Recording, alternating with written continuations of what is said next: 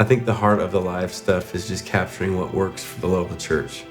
And a lot's happened in 3 years. Yeah, what I think is really cool about this record is it's the first time in 3.5 years that we've been able to do an album inside of the local church. And a lot of our songs and even our choruses come out of spontaneous moments in the local church. Records just simply record something that's happening. They capture the content of whatever's happening in the moment. So that's just so magical about them to me. I was pretty nervous going in to it. We haven't really recorded much live before. Most of our records are in the studio, and so I just started worshiping. It was awesome. I think once we practiced together, I felt like really confident. I think there's something really special about I experience a different degree of growth. There's a stabilizing that happens there, a grounding of I know these people. But you came up and immediately shared the story. Hey guys, I was spending time with the Lord this morning thinking about this session, and I'm going, this dude is so godly and holy. Like, what is happening here? I was just crying in my bed, hoping I didn't mess this up. And he goes, guys, I had this sense from the Lord that it was almost like when Jesus took the disciples up for the Mount of Transfiguration. You know, there was only a couple of them that went up, and he's like, I think that's us today.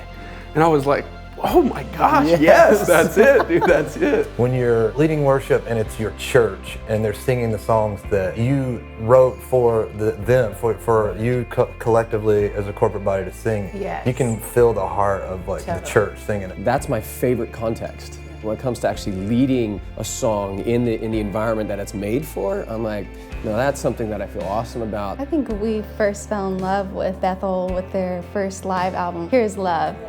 That's when, I honestly fell in love with worship. And so it means a lot to me to be a part of something that's live. I love the risk factor in a live recording. I've been a part of a couple. I love the nervousness. Yeah. But then I love that feeling of anything could happen. We love great songs, but equally we feel called to being the creative, prophetic, spontaneous people that we are. And local churches, the DNA and foundation of who we are too. So this album just feels the most us to me fully than any album we've done in a long time. As a Bethel music family, we've experimented and also experienced lots of different extremes.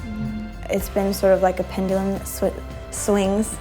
We camp here for a while, we camp here for a while, we come back to a center. You bring more people into the family, you figure out what is your role now that we have, all this newness and how do we honor history but we go somewhere new. Being at Bethel, where it's a culture of new songs are always happening here, it's an incredible feeling because you can tell the people are so excited to have fresh language, to say something new to God.